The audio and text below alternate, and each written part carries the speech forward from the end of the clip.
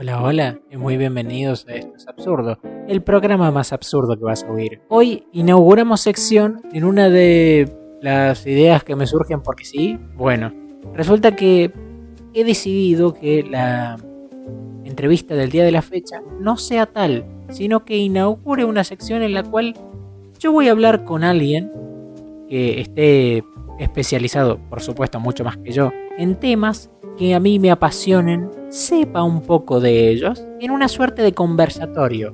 He decidido que esta sección sea conversatorios en donde expongamos un tema y hablemos de ello de forma relajada. Lo encaré primeramente como una entrevista, verán que lo hice, pero decidí luego que vamos a inaugurar un conversatorio.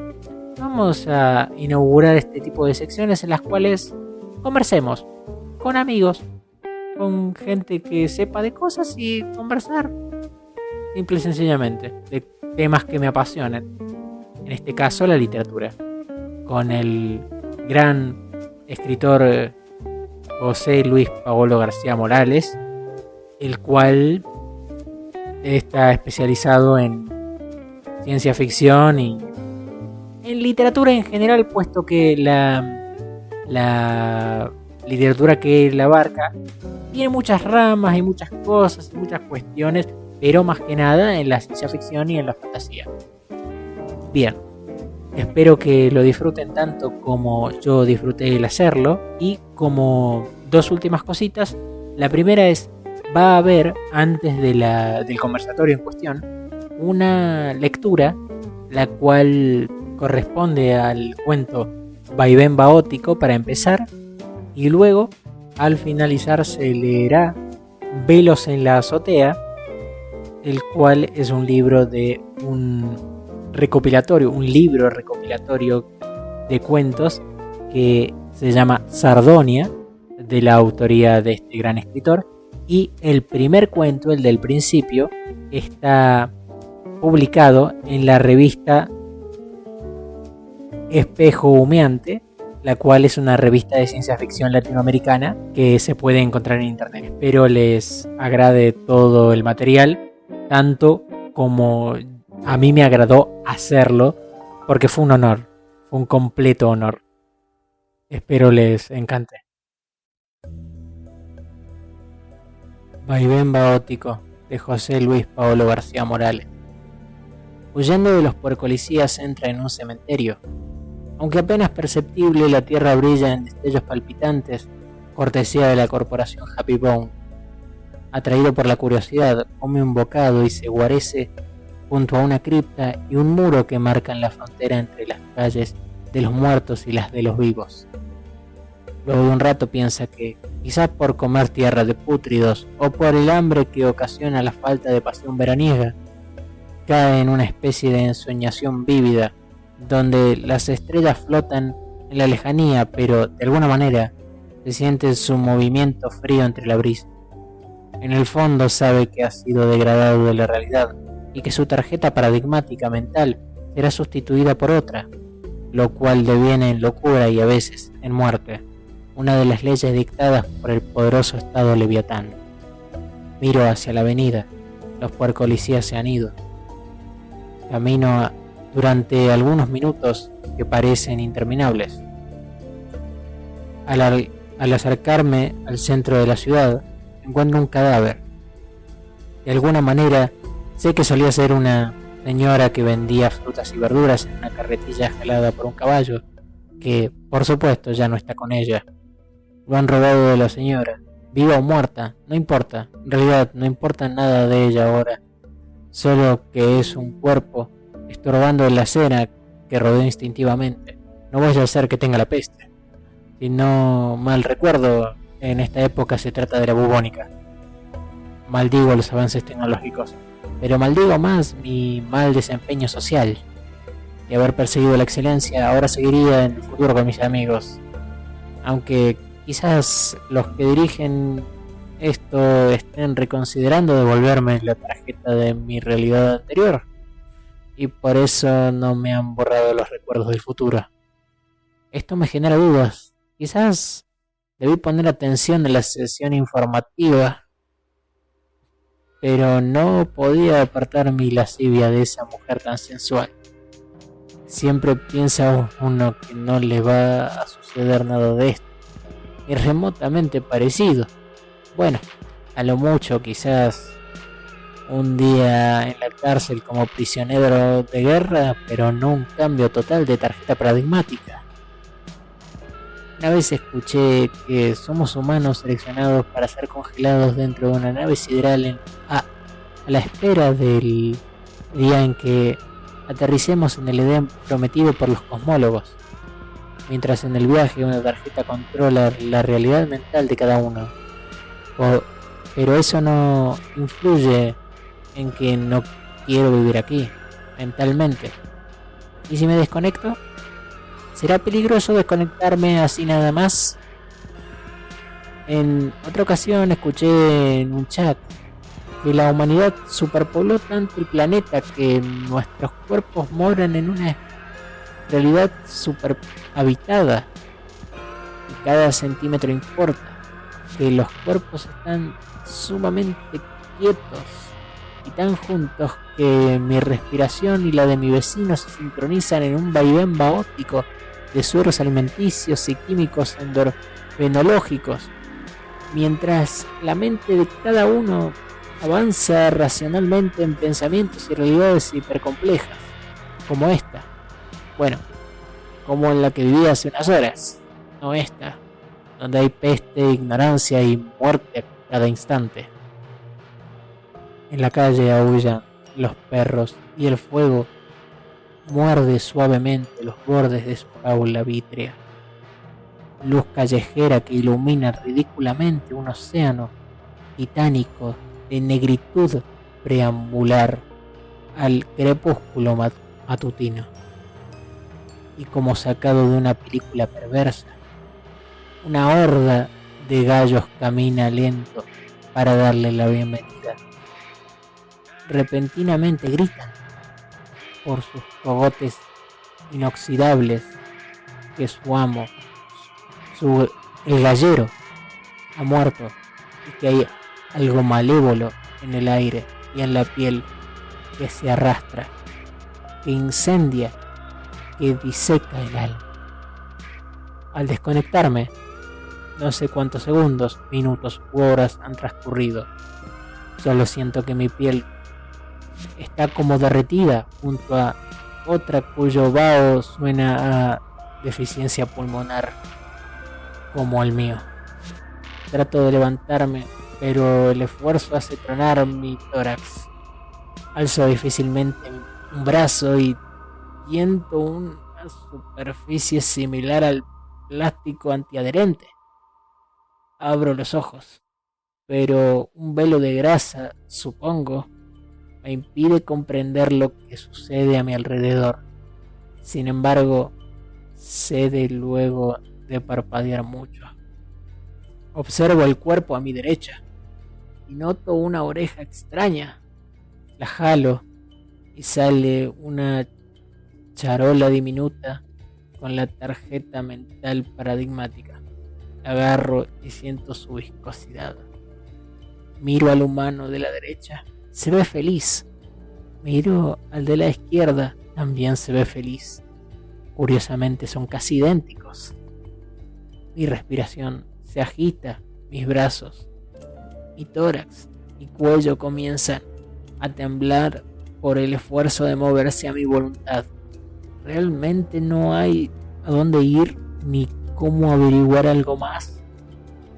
Un temblor ligero de tierra nos sacude a todos e inmediatamente recuerdo que durante mi niñez, que ahora sé virtual, contemplé infinitas veces hasta dormir el vaivén de las islas plásticas sobre el agua.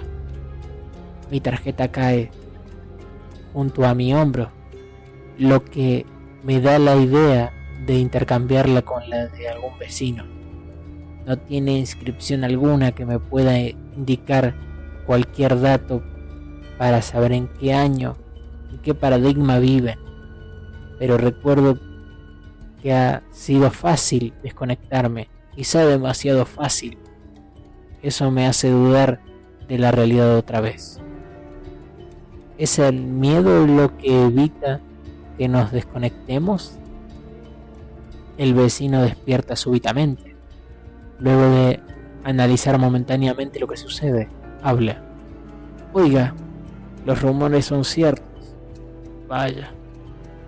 Platicando un rato, comprende que le he sacado la charola para la tarjeta paradigmática, que quizás planeaba cambiarla. Pero tengo las dos y él ninguna.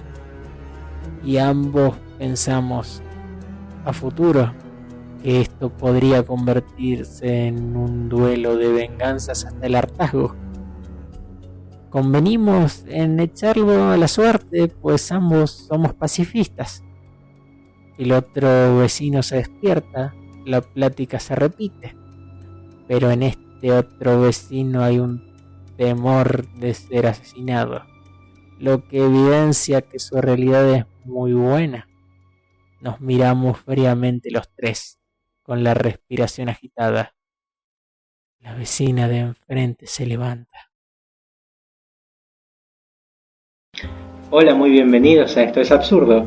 Ahora me he dado otro lujo de estos que me doy en vida, porque este es un lujo especial, porque se trata de uno de mis amores de siempre, que es la literatura, con un experto, podríamos llamarle, José Luis Paolo García Morales, quien es un escritor profesional, podríamos llamarte escritor profesional.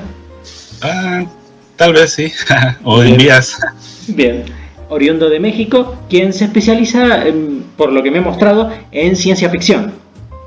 Sí, así es. Perfecto. Bien, él nos va a instruir un poco sobre la cuestión literaria y de ciencia ficción y demás. Esto va a ser como una conversación sobre literatura. Más bien. Exactamente. Para romper el hielo, mi querido hermano, quisiera preguntarte algo para que nos conozcamos. ¿Quién han sido o quiénes han sido autores que a vos te han influido de forma significativa? Bueno, así ahorita el primer cuento que recuerdo es de Allan Poe, el gato negro. Sí. Ese cuento me gustó y se me quedó grabado desde entonces, en la secundaria, pues ya tiene algo de años, hace como unos 20 años. Sí. Y pues ya de ahí seguí leyendo más cuentos de Poe con el tiempo. También Ray Bradbury con Crónicas Marcianas. Sí. Ese no puede faltar, el Bradbury. No. Asimov, también he leído algunos cuentos de él. Ahorita estoy leyendo el de Yo Robot, la colección de cuentos de Yo Robot. Pues Cortázar también es uno de mis favoritos. Ese lo conocí en un taller. Es hermoso. Y no lo conocía en ese entonces. Sí. Y pues sí, me fascinó cómo maneja pues, las ideas. Y su forma de escribir, ¿no? Es muy, muy impactante. Además de que siento yo que una cuestión que le vamos a contar a quienes nos escuchan, siento yo que al entrevistar a alguien oriundo de México, es como que siento una fascinación especial en cuanto a la ciencia ficción por los temas que se manejan en su literatura, los temas que se manejan de la cuestión folclórica, cultural y demás. A mí siempre me ha fascinado eso de vuestro lado. Y siento que Cortázar es alguien que encaja muy bien en esa cuestión, con la cuestión imaginativa y demás. Sí. Y autores de tu tierra para que conozcamos, que te hayan gustado. Sí, pues Pedro Páramo es casi infaltable. Sí, ¿cómo se llama Carlos Fuentes. Carlos Fuentes. Bueno, hay más, pero ahorita no me acuerdo de todos. Porque los leí hace tiempo. Tranqui. Sí. Y pregunto, ¿cómo crees que sea actualmente la cuestión literaria, ¿en dónde crees que va? ¿Para dónde crees que estamos yendo en este sentido? Pues en cuanto a la ciencia ficción o ficción especulativa, pues ahorita está el solar punk o green punk, pop punk, tiene varios sinónimos ahí, sí. Y pues básicamente hablan de una utopía, de una utopía, pues digamos que positiva, a diferencia de la distopía, ¿no? Sí. Que era lo más destructivo, es algo más destructivo, más melancólico, pero que también tiene esperanza, aunque pues hay que hallársela, ¿no? Hay que buscarla. Sí, en cambio en las nuevas como que tendencias está pues esta preocupación por el planeta. Ya ves que está lo del calentamiento global y que a lo mejor ya se acaba todo ya merito. Sí, ya como que valimos un poquito. Sí, ya. Entonces como que andan buscando eso, ¿no? Una nueva forma de inspirar a las futuras generaciones y a las presentes. Total. De cómo, pues de cambiar la cosa, ¿no? Para que no nos lleve. No, y además siento que eso es una necesidad incluso social, porque es como hemos estado inundados en las últimas décadas de mucho un género que me gusta, que es el cyberpunk, un género que me encanta, sí, que es muy deprimente, hemos de decirlo. Es muy de nos va a matar Skynet. Y siento que el haberle dado un poco de esperanza al mundo es como la necesitábamos. Sí, porque ya estaba como que muy cargado hacia el lado pues negativo, ¿no? Digámoslo así, de las tecnologías. Claro, y hablando de Cyberpunk, aquí en México ahorita me acordé de otro autor. Él sigue vivo, se llama Horacio Porcayo. Muy bien, muy también bien. Él se le dice que él inauguró el género aquí en el país. Mira, no, acá no tenemos, o que yo sepa, no tenemos un ambiente cyberpunk. Eso es extraño, eso es algo de lo que ustedes podrían presumir. Acá en esta parte de Latinoamérica no hay un ambiente cyberpunk. Eso es raro. En fin. Y mi hermano, además de la ciencia ficción, ¿qué géneros son de tu agrado? Además es que mi cámara que se anda moviendo. Además de la ciencia ficción, ¿qué géneros son de tu agrado? Pues me gusta algo del terror, ¿no? De terror gótico. Sí. Algo de realismo como Bukowski, ¿no? También he leído mucho a Bukowski. ¿Quién no ha leído a Bukowski en su adolescencia? Sí. ¿Qué más me gusta? Un poco de fantasía también, pero digamos que no tan fantasiosa. Que no sea tan fantasiosa. Yo siempre he visto a Bukowski como una especie de Cortázar, versión como gamberra, como versión mal hablada, por decirlo de alguna manera. Porque también habla de las pequeñas cosas, ¿no? Del pequeño trabajador, de la pequeña cuestión, de algo así. Y él, como bien decís, más ligado al realismo, ¿no? Bien. En cuanto al ambiente, no sé si te has empapado tanto ambiente, aunque seguramente sí, de ambiente literario, ¿verdad? En cuanto al ambiente literario, ¿cómo lo notas actualmente? Porque siempre está este estigma de son gente pretenciosa los escritores y gente que todo el tiempo está corrigiendo, ¿no? Cosas así, ¿no? ¿Cómo lo notas? Pues yo creo que hay de todo, ¿no? Como en todas las profesiones y todas las artes. Pero pues en los círculos que yo he estado, afortunadamente no parecen ser así. A lo mejor no los conozco bien, quién sabe. Pero no parecen ser así. Sin embargo, sí me ha tocado también escuchar luego en conferencias que sí, pues se nota un poco, ¿no? La altivez y... Sí. Pero... ¿Has dado conferencias, mi hermano? Conferencia, no, solo he presentado mi libro, nada más. Sí, tu libro... El de Sardonia. Sí, la colección de cuentos, que es muy bueno, por cierto. Sí, a mí también me gustó. Sí. A nosotros dos nos gustó muchísimo. Y mi hermano, en cuanto al... Vamos a volar un poco, ¿te parece? Muy bien. En cuanto a la literatura de ciencia ficción, ¿qué cuestiones te parece que le podríamos agregar en una futura obra?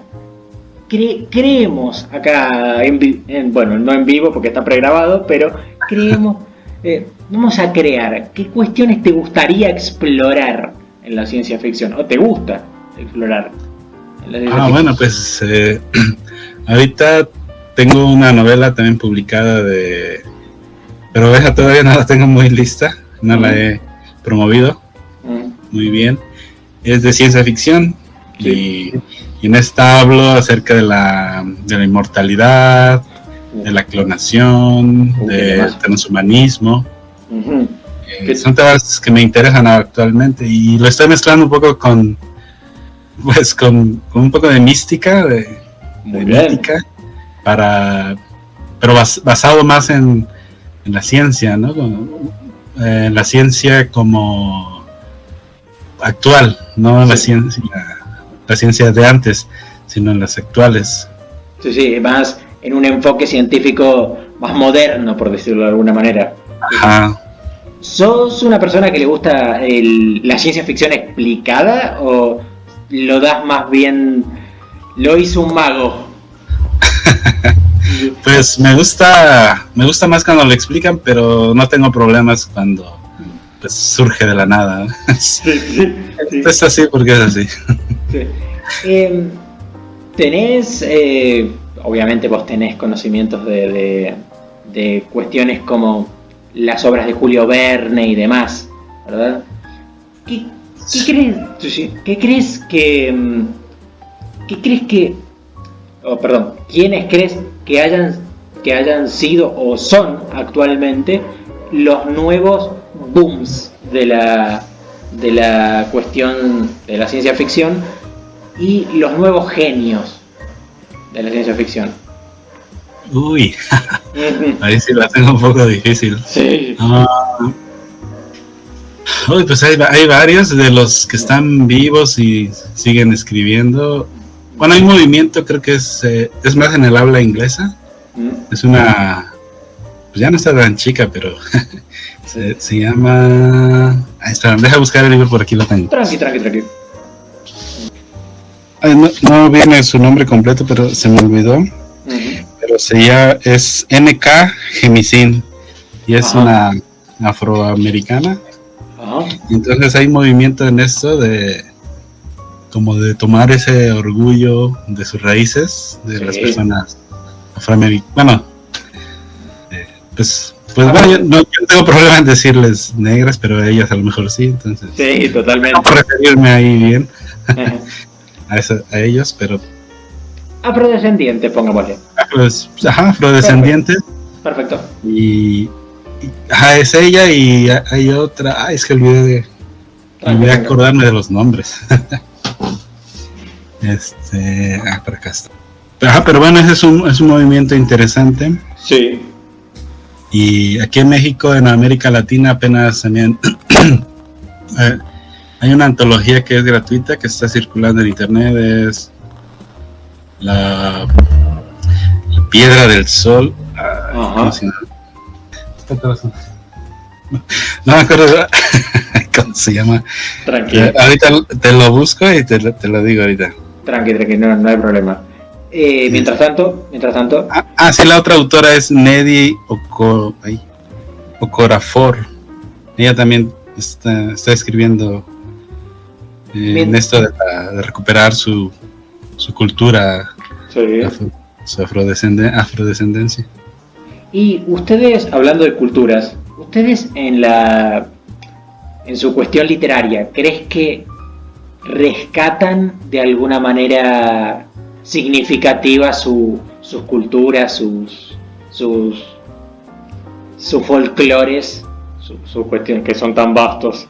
Sí, ahorita, como te decía hace rato, en América está en habla hispana, Sí. está esa tendencia a retomar pues las raíces perdidas, ¿no? Que no están perdidas. Claro. Ajá, que hay varios autores que supongo que la están haciendo, pero no los he leído, pero en las conferencias que he estado, así Sí. que llegan a ver, sí mencionan mucho esto, que hay pues esa ansia, ¿no? De volver a escribir sobre esas ciencias. Por eso decía que es otra ciencia a la actual, ¿no? Es ciencia más mística o que consideramos magia o cosas así, pero que en su tiempo era considerada la ciencia, el saber. Claro, por supuesto. De hecho, las ciencias místicas, por decirlo de alguna manera, han influido en sí a las ciencias o han sido como vías para otros descubrimientos científicos. Claramente, sí. De hecho, el tema de las drogas y demás, todo eso también ha sido tema de debates entre científicos. El tema de las consecuencias y demás, y de esas cuestiones. Sí, como el LSD, ¿no? Exactamente, o bien los chamanes y demás. También. Claro. De hecho, hay un libro que me gusta mucho, que es Las enseñanzas de Don Juan. No sé si... Sí, leí el primer tomo y ya luego, ya no me acuerdo por qué no seguí leyendo los otros. Pero sí me gustó. Sí, es un libro que se torna inentendible por el tema de que la persona va perdiendo como la conciencia. De hecho, siempre me ha gustado este tema de los chamanes y demás cuestiones de rituales y demás. Sí. Y, mi hermano, una pregunta extraña, pero para debatir. ¿Vos crees que actualmente se está perdiendo el leer libros? No, me parece que sí hay mucha gente interesada en leer y pues buscan. Sí. Sobre todo, también hay como una tendencia ahora de buscar más en el pasado y para confrontar el futuro. Y sí hay, la ciencia ficción se desarrolló desde hace mucho, desde el siglo casi que XVIII, aquí en México también, en América, pero hay muy poco de eso. Yo apenas lo estoy estudiando, todavía no lo conozco a fondo, es muy vasto, entonces pues aún no conozco todo. Sí, te entiendo. Ya recordé el nombre del libro, es El tercer mundo después del sol. Ajá. Y ahí hay una recopilación de varios autores de Latinoamérica. Creo que la hizo Rodrigo Pérez, me parece. Está gratuita en Minotauro, en internet. Perfecto. Es de la editorial Minotauro. ¿Conoces a autores, creo que son estadounidenses? ¿Conoces a autores como... No me sale, ahora soy yo el que no le salen. Bueno, el autor de Juego de Tronos y demás, y que ha dado tanto de qué hablar. ¿Qué relación tuviste con estas nuevas obras tan populares? Pues curiosamente hace poco leí un cuento que escribió él. Sí. Chris Martin, creo que se llama. Sí. George R.R. Martin. George R. Martin, es cierto. Sí. Un cuento de él. Está interesante. Maneja esta idea de que la gente del futuro puede controlar la mente de personas del pasado. Sí. Está muy buena. Y como a él le gusta escribir historias desde un enfoque un poco más histórico, de hecho, está un poco largo, pero está bien, ¿no? Sí, de hecho, a él también le gustan... Yo siempre he dicho que George Martin es como una especie de Tolkien violento. Siempre lo he visto así. Porque también le gusta poner mucha... No digamos madurez, pero escenas muy fuertes en sus obras. Y vos ¿Y vos crees que esto ha influido a la ciencia ficción o eso ya estaba ahí, solo que no lo veíamos? Pues yo creo que se influyen mutuamente, ¿no? Porque pues en el terror, en el horror es donde hay más cuestiones como violentas. Sí. Parece. Entonces creo que de ahí se toma un poco, pero quizás sea también por la historia, ¿no? La historia de la humanidad, las guerras y todo esto. Claro. Pues como son muy violentas y sus historias están ambientadas en épocas así, Claro, me imagino que buscaban algo de eso. De hecho, hay un libro llamado Los Guerreros, si no me equivoco, de un autor estadounidense que habla mucho de esto desde un enfoque de ciencia ficción.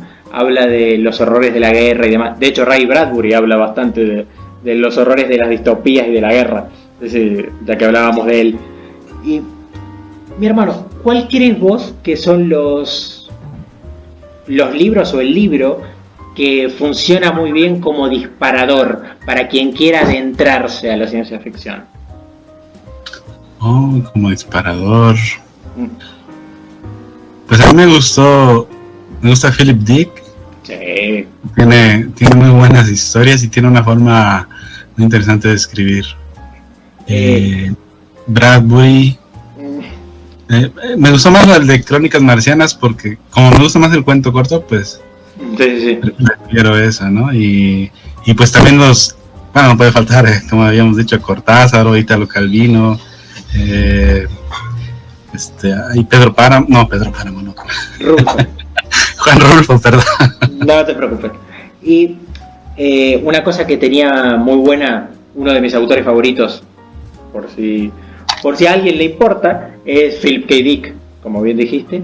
Y una de las cosas que él inventó, que me parecen maravillosas, y que de hecho ha influido, creo yo, a la literatura actual, esto de que en El hombre en el castillo ha hecho una versión extraña de las finales de la Segunda Guerra Mundial, haciendo que ganen los nazis, ¿verdad? Sí.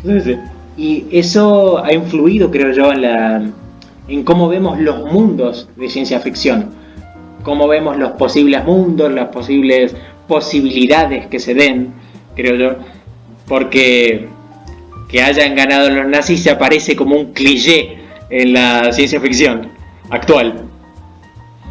Es como, sí. Es como un tema. De hecho, la ciencia ficción, ¿vos crees que puede tocar de alguna manera o toca actualmente tintes políticos?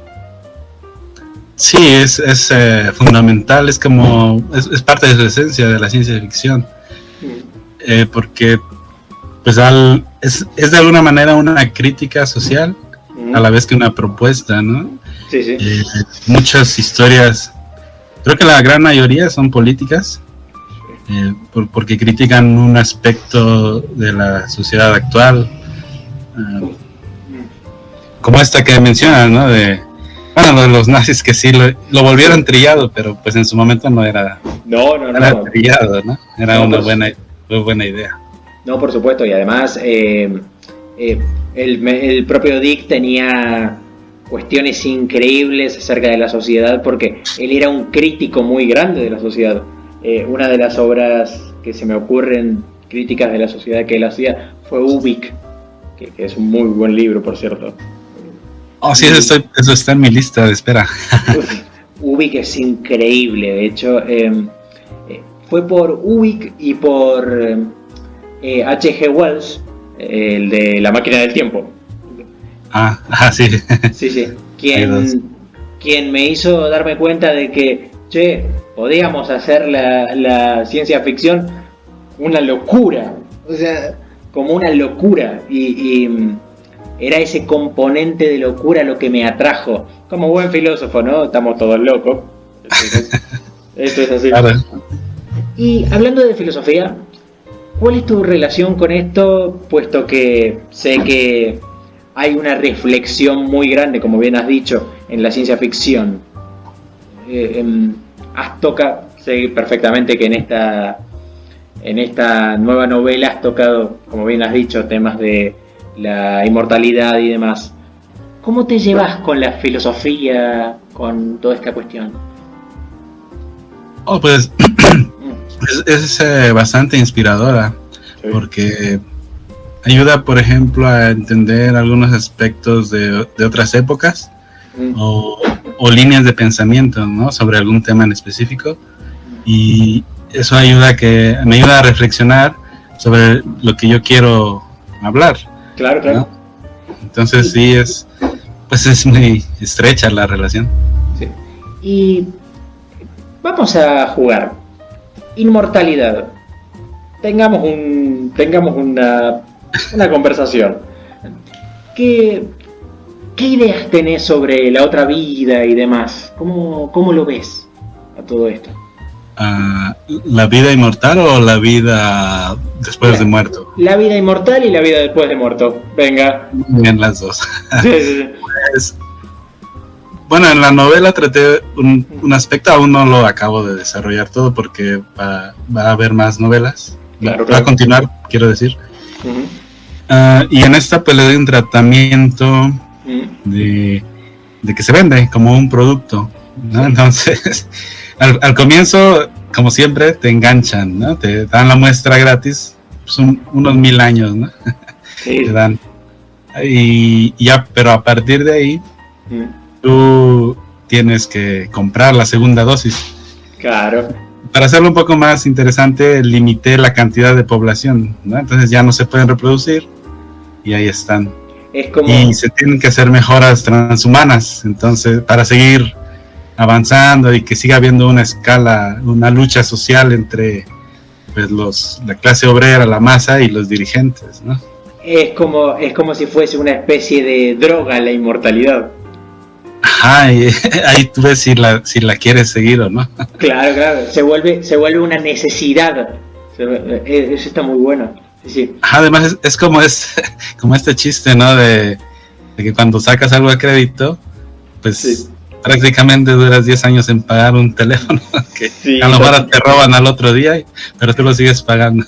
Totalmente. Entonces es así, ¿no? Te roban, de alguna manera el Estado te roba pues un poco tu libre albedrío, pero a la vez te otorga una oportunidad de recuperarlo sí, en pagos.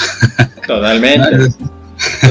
De hecho, esos pagos funcionan como, digamos, la gratificación que crees que tenés. Claro. Es tremendo. Y, por cierto, en el tema de estas cuestiones literarias y demás, el tema de trabajar de literato, porque sé que si no estás ya en el hecho, estás en vías de hacerlo, básicamente. ¿Cómo es trabajar ¿Es tan duro como se suele decir? ¿Es tan complicado?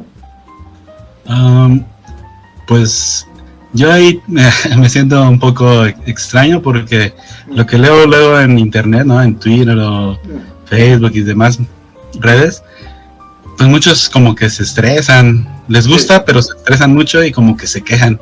Yo no lo entiendo muy bien porque a mí no me estresa, a mí me gusta escribir y yo lo hago, cada quien tiene su estilo, ¿no? Sus formas y sus tiempos, pero yo lo hago porque me gusta, me produce un placer. Totalmente.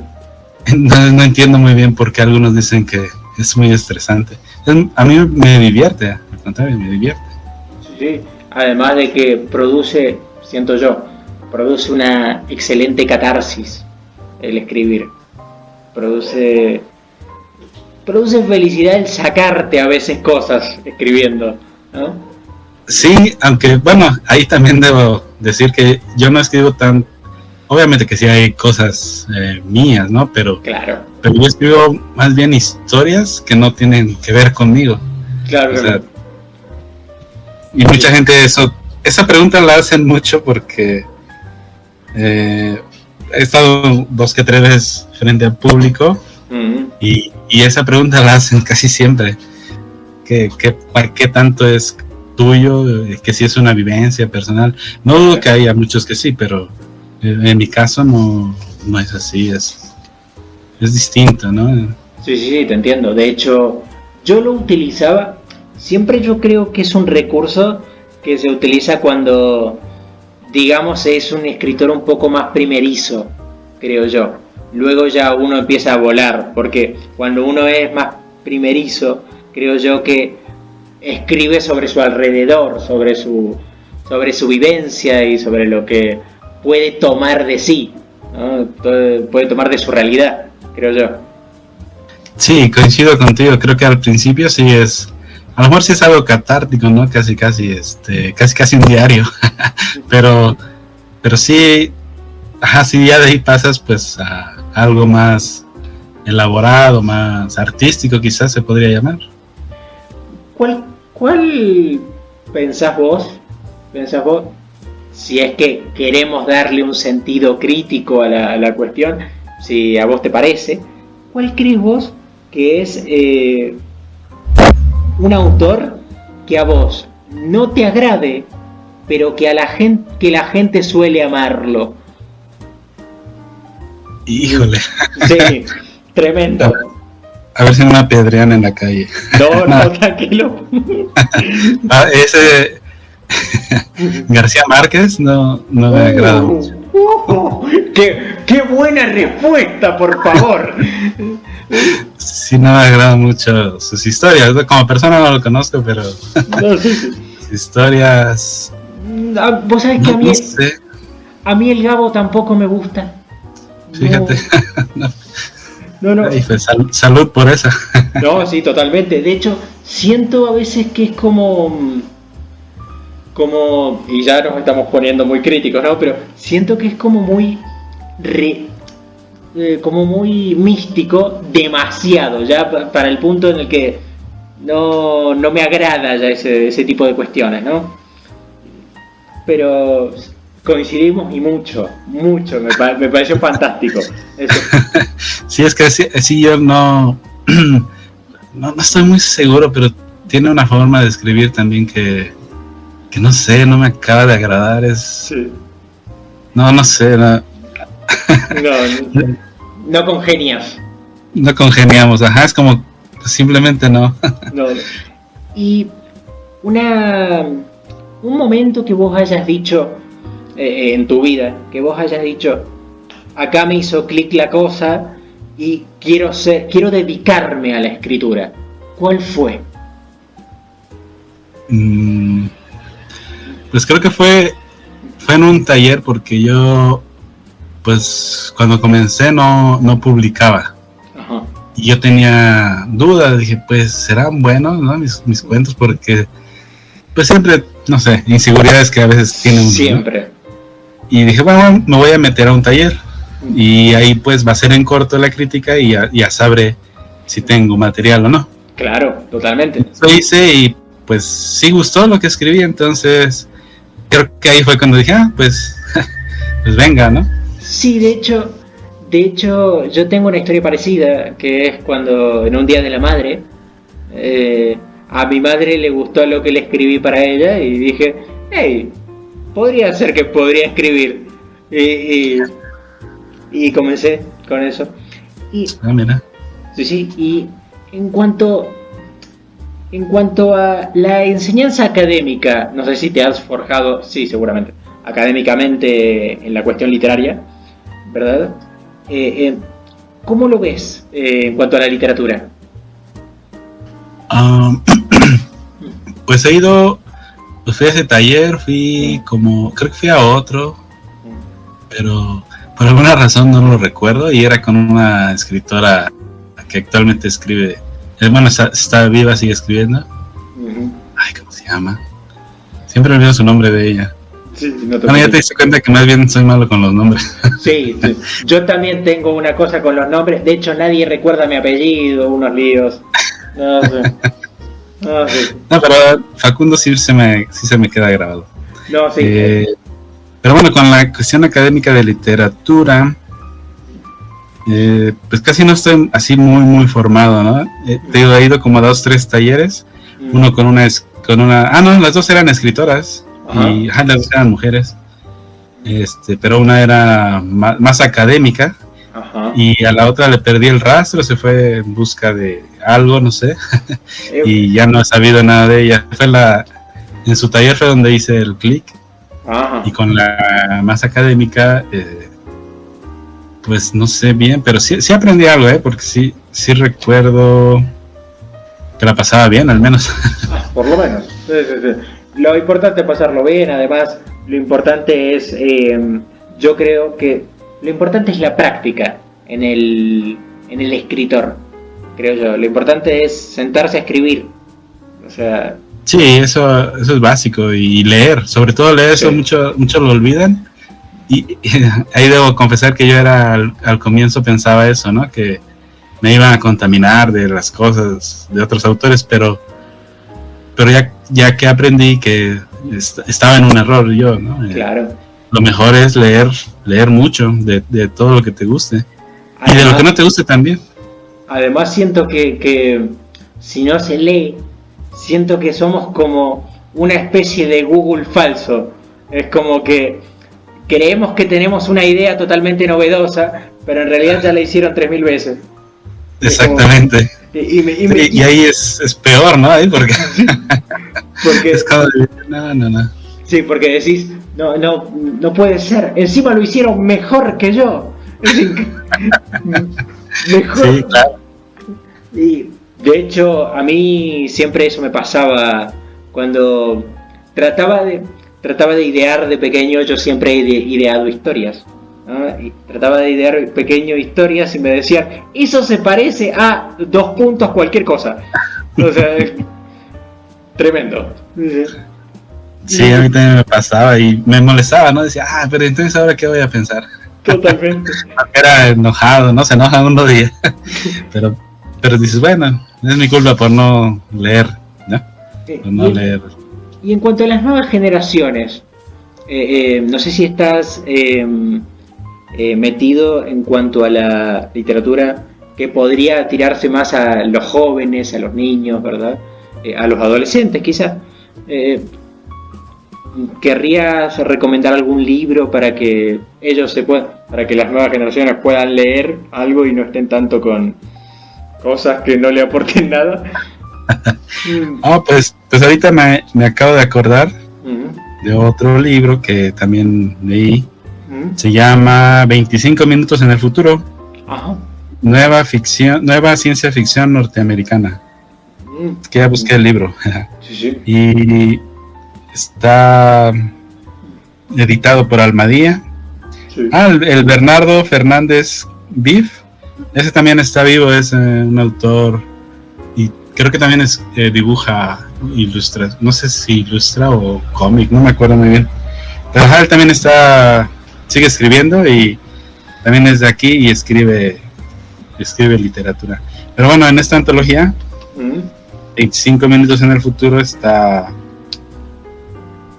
tiene de varios autores, sí, que son muy buenos, la verdad. Ahí está el cuento del, no sé si viste esta película, que llega una nave y unos octópodos enseñan su idioma que puede ver, que les permite ver hacia el futuro, que llaman a lingüistas para investigar eso. Están bien gigantes, están bien grandes. Es algo nuevo la película. Mira, sí. No me acuerdo cómo se llama. La llamada, creo que la tradujeron, sí, pero no. Sí. Bueno, ese cuento está aquí también en esta antología, entre otros, ¿no? Que están muy interesantes. Algunos ganadores de ¿el premio Hugo? Un premio, en el Nebula, creo. El Nebula. Sí. Y pues no sé, hay varios cuentos que a mí me gustaron, ¿no? ¿Y cuáles son para vos consejos que le darías a gente que se está comenzando a tirar, a lanzar a esto de escribir? Consejos, pues que no tenga, que se enfrenten a su miedo y publiquen, porque pues aunque sea entre sus amigos o gente que no sea tan mala onda y que les dé una buena crítica. Total. ¿No? Una crítica sincera, que no los critiques solo de mala onda, para que puedan crecer y pues leer y escribir. Eso es importante. Bueno, y tener experiencias, ¿no? O sea, es decir, vivir la vida. Totalmente. Porque si no, ¿cómo van a tener material para escribir? Y además, vivir la vida es como... Vivir la vida para un escritor es saber cosas. Y saber cosas significa poder escribir más. Por tanto, sí. Sí. ¿Y vos crees que el escritor actual es... Vamos a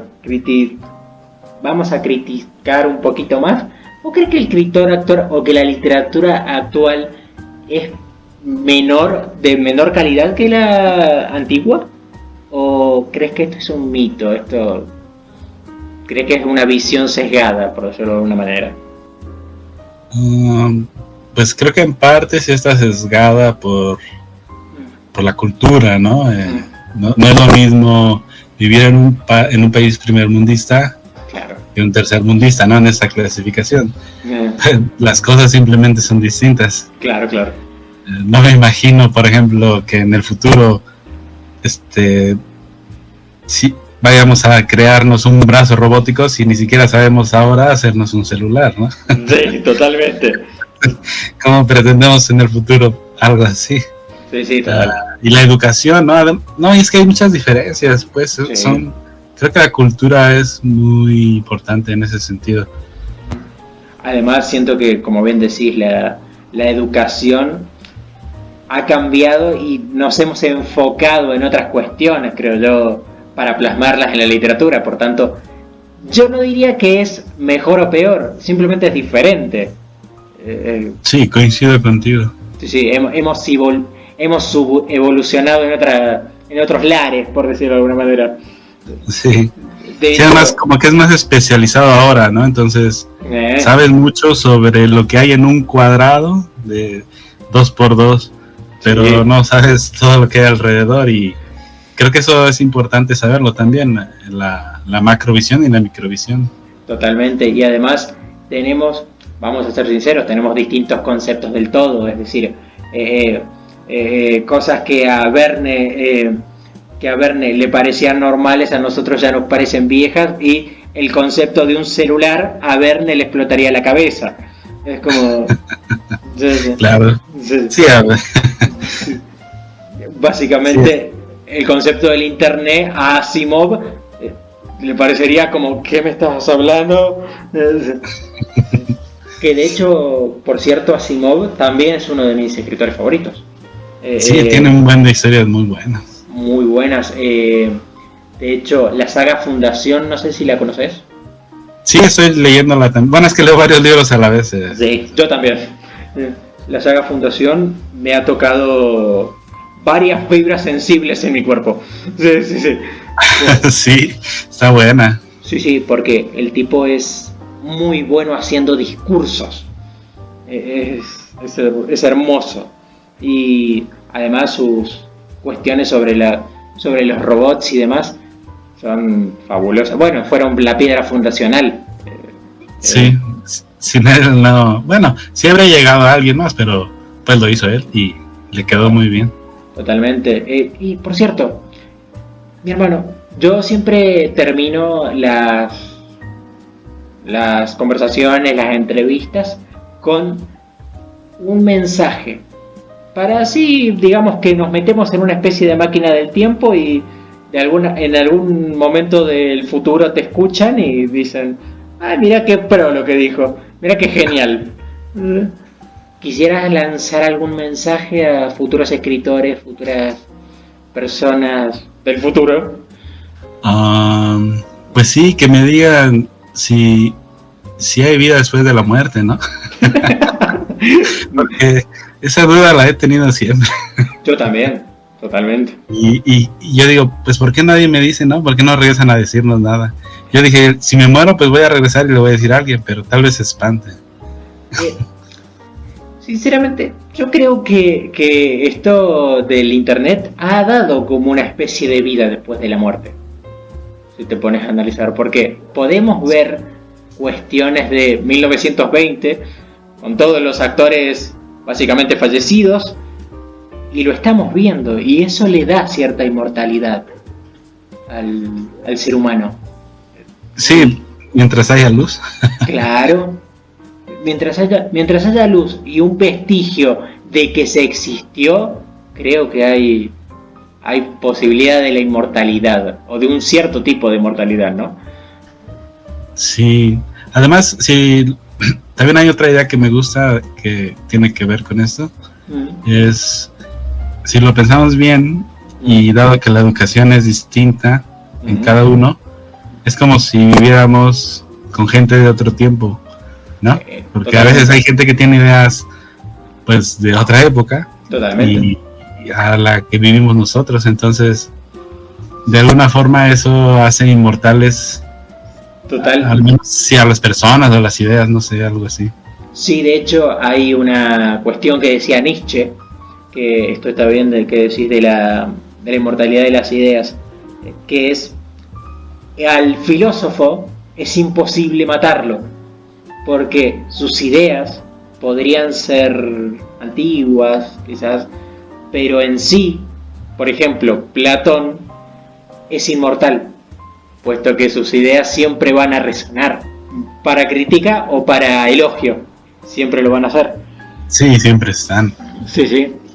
Y muchas gracias por haber estado en esta cuestión inmortal que hemos armado. Muchísimas gracias, de verdad. Al contrario, gracias a ti por haberme invitado. Por favor, he pasado muy bien. Ha sido un placer, y quiero decir que como preludio a esta cuestión ya han de oír una recitación de mi parte de algunos de los cuentos de aquí el señor. Así que realmente les digo, lo van a pasar genial. Ante todo, calidad, hermano, pura calidad lo tuyo, la verdad. Gracias. Velos en la azotea, de José Luis Paolo García Morales. Entré en la tienda. En su mirada puedo verla sentada frente a un gran espejo. Se admira pellejuda, no lo soporta y se levanta para comenzar las faenas del día. Su vagina hiperseca sangra al caminar en el charco que se forma alrededor de sus pies. Deja caer un velo entretejido con 1000 hilos de odios y tristezas que su antes bien amado esposo le ha lanzado en los últimos años. Lo recoge empapado, sube a la azotea y lo tiende junto a sus otros velos. Sale a la calle, camina varios metros. Repentinamente agacha la cabeza, pues teme que se revelen sus tristezas, pero recuerda que en la calle todos se preocupan de sí. Entra en la tienda. Me da 20 pesos de jamón, voz trémula que simula un arroyo agónico. Mientras le despacho, entra una niña corriendo rápidamente. No alcanza a detenerse y golpea con su cabeza la vitrina de vidrio grueso que recibe a la pequeña con un violento rebote. El cráneo de la pequeña soporta el impacto, pero su piel no. Se abre y comienza a sangrar.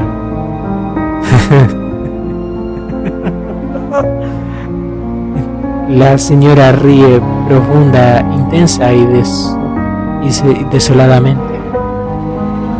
No se puede contener ante la imagen de la niña llorando por el golpe, aunque se intuye que es por la vida. En su mente se recrea el incidente repetidamente, lo que provoca más risa incontenible. Su rostro comienza a derretirse con la euforia. Los ojos le cuelgan y comienzan a lagrimear. Cae de rodillas, cubre su rostro, se levanta y camina apresurada hacia la calle, goteando, moqueando.